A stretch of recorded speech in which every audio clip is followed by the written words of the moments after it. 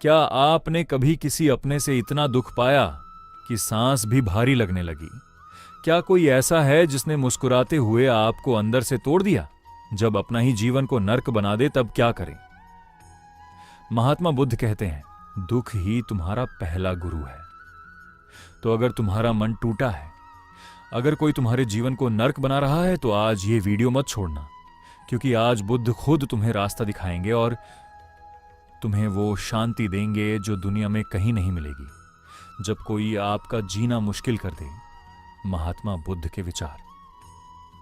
इस प्रेरणात्मक स्पीच में महात्मा बुद्ध के गहन उपदेशों के माध्यम से बताया गया है कि जब लोग हमारे जीवन को कठिन बना दें, चाहे वे अपने हों या पराए, तब हमें कैसे भीतर की शांति, मौन, करुणा और ध्यान से खुद को मजबूत बनाना चाहिए। बुद्ध सिखाते हैं कि अपमान, धोखा और तिरस्कार दुख का कारण नहीं बल्कि आत्मज्ञान का मार्ग है।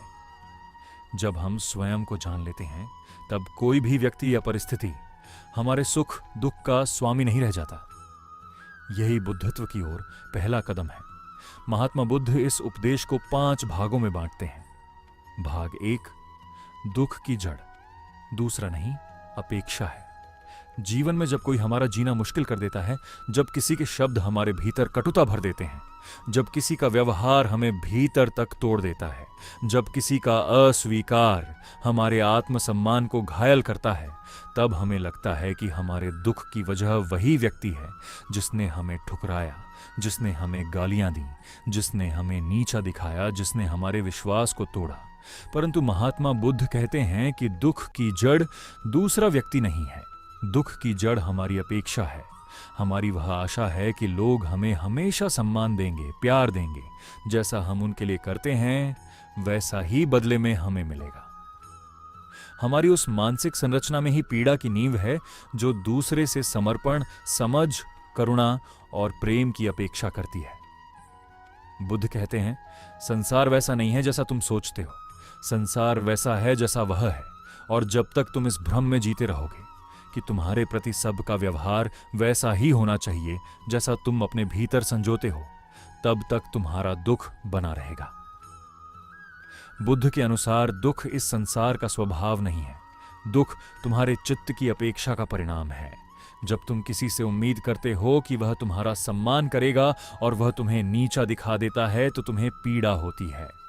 जब तुम किसी से सच्चा प्रेम करते हो और वह तुम्हें धोखा दे देता है, तो तुम्हें पीड़ा होती है। जब तुम परिवार के लिए सब कुछ करते हो और बदले में उपेक्षा मिलती है, तो तुम्हें पीड़ा होती है।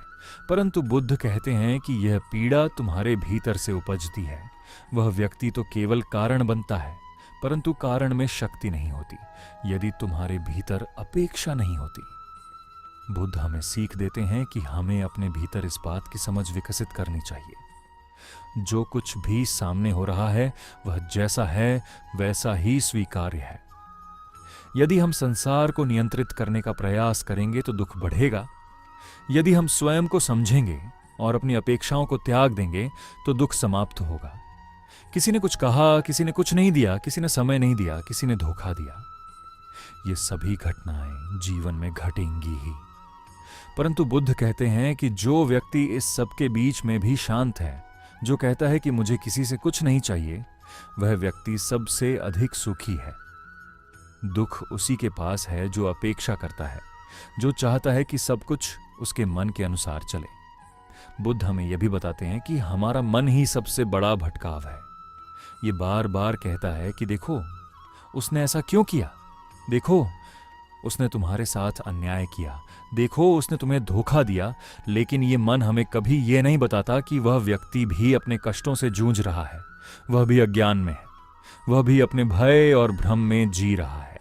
और यदि हम बुद्ध की दृष्टि से देखें तो हमें समझ आएगा कि जब कोई हमारे साथ गलत करता है तो वह स्वयं सबसे पहले अंधकार में है, क्योंकि कोई भी जागृत आत्मा किसी को चोट नहीं पहुंचाती। बुद्ध कहते हैं कि जैसे अग्नि का स्वभाव जलाना है, वैसे ही अज्ञान का स्वभाव पीड़ा देना है।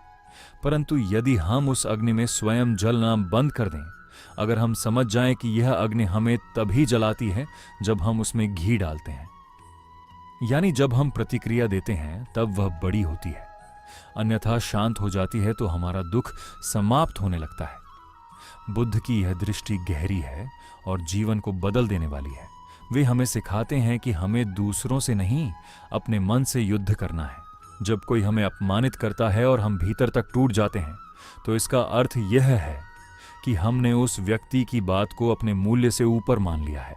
बुद्ध कहते हैं कि जब कोई कुछ कहे तो उस पर ध्यान मत दो। स्वयं से पूछो कि क्या यह बात सत्य है, और यदि सत्य भी है तो उसे स्वीकार करो बिना दुख के, और यदि असत्य है तो क्यों उसकी बात को लेकर दुखी हो। बुद्ध की यह शिक्षाएं हमें आंतरिक शक्ति देती हैं। वे हमें यह समझने में मदद करती हैं कि दुख का कारण दूसरा व्यक्ति नहीं है, बल्कि वह भ्रम है कि दूसरा हमें वह देगा जिसकी हमें जरूरत है। और जब यह भ्रम टूटता है तो भीतर मौन उतरता है। तब हम समझते हैं कि संसार हमें कुछ नहीं दे सकता, सब कुछ हमें अपने भीतर खोजना है। जब कोई आपका जीना मुश्किल कर दे तो महात्मा बुद्ध कहते हैं कि पहले यह देखो कि क्या तुमने उसके व्यवहार से स्वयं को जोड़ रखा है। क्या तुमने यह मान लिया है कि उसकी हर बात तुम्हारे अस्तित्व पर चोट है? यदि हां, तो स्वयं को इस भ्रम से निकालो। तुम उससे स्वतंत्र हो। तुम स्वतंत्र हो सोचने के लिए, प्रतिक्रिया देने के लिए, मौन रहने के लिए, और सबसे महत्वपूर्ण, तुम स्वतंत्र हो यह निर्णय लेने के लिए कि तुम्हारे दुख का कारण तुम हो या वह। और जैसे ही तुम यह स्वीकार कर लोगे कि तुम्हारा दुख तुम्हारे ही भीतर उपजा है, वैसे ही तुम्हें शक्ति मिलनी शुरू हो जाएगी। तब कोई भी तुम्हारा जीवन कठिन नहीं बना पाएगा, क्योंकि तब तुम्हारा जीवन तुम्हारे ही नियंत्रण में होगा। और यही बुद्ध की दृष्टि है। यही उनका प्रथम उपदेश है कि दुख है, उसका कारण है और उसका अंत संभव है यदि तुम स्वयं को जान लो।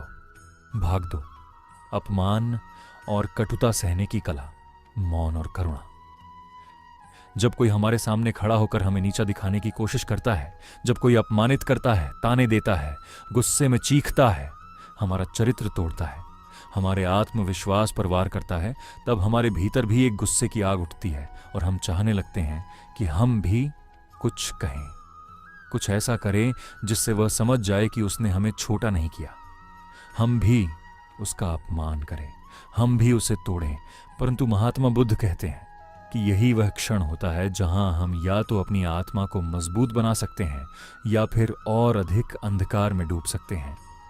बुद्ध कहते हैं कि जो व्यक्ति अपमानित होता है वह केवल शब्दों से नहीं होता, वह अपने भीतर की उस कमजोर स्थिति से होता है जहां उसने यह मान लिया है कि सामने वाले की बात में कोई सच्चाई है।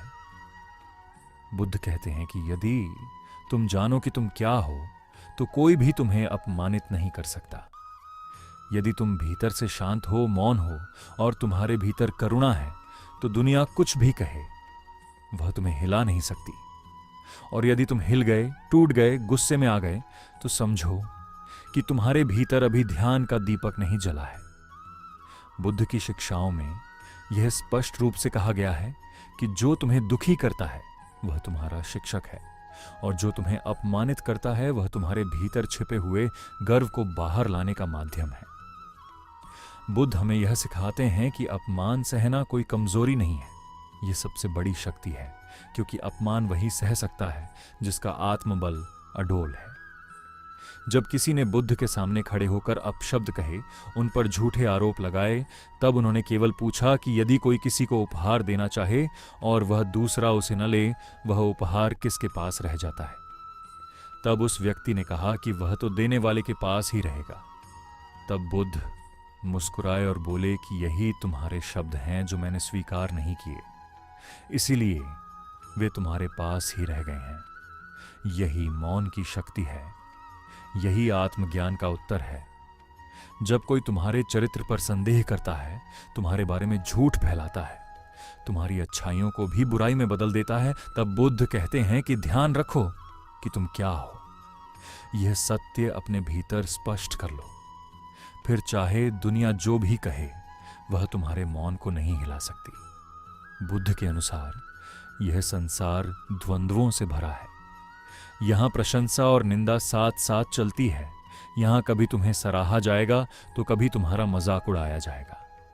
यदि तुम इन दोनों से ऊपर उठ गए तो तुम बुद्ध हो। यदि तुमने यह जान लिया कि यह संसार किसी भी स्थिति में स्थिर नहीं है, ये कभी तुम्हें ऊपर उठाएगा और कभी नीचे गिराएगा, और तुमने यह तय कर लिया कि मैं इन दोनों से परे रहूंगा, तो फिर कोई तुम्हारा जीना मुश्किल नहीं बना सकता।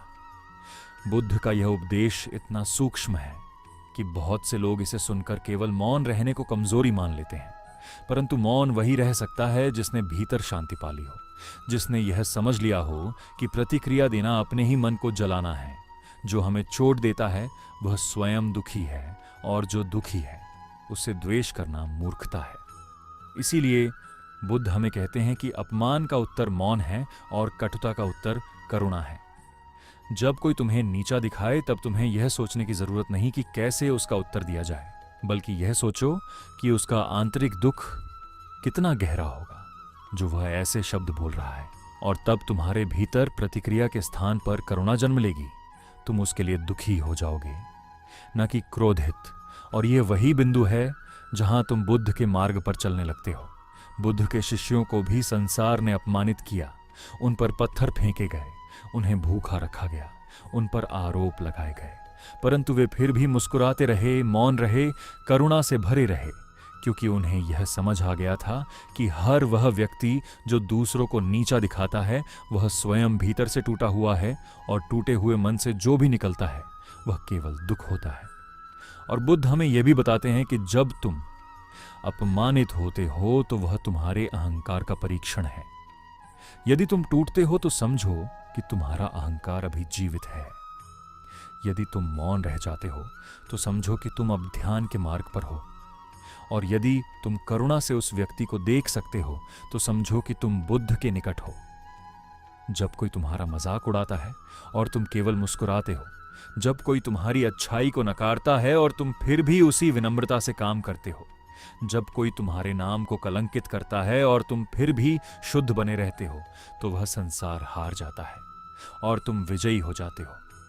क्योंकि तुम जान चुके हो कि तुम कोई नाम नहीं हो, कोई शरीर नहीं हो, कोई भूमिका नहीं हो। तुम केवल वह मौन हो जो सब देखता है, और जो केवल प्रेम है, करुणा है, ध्यान है। और यही वह अवस्था है जहां जीना अब कोई संघर्ष नहीं बल्कि एक उत्सव बन जाता है, और तब कोई भी व्यक्ति तुम्हारा जीवन कठिन नहीं बना सकता। दोस्तों, उम्मीद है कि आपने आज की इस वीडियो से जरूर कुछ ना कुछ सीखा होगा। तो इस वीडियो को लाइक और अपने दोस्तों के साथ शेयर करना ना भूलें, और चैनल को सब्सक्राइब कर ले। धन्यवाद।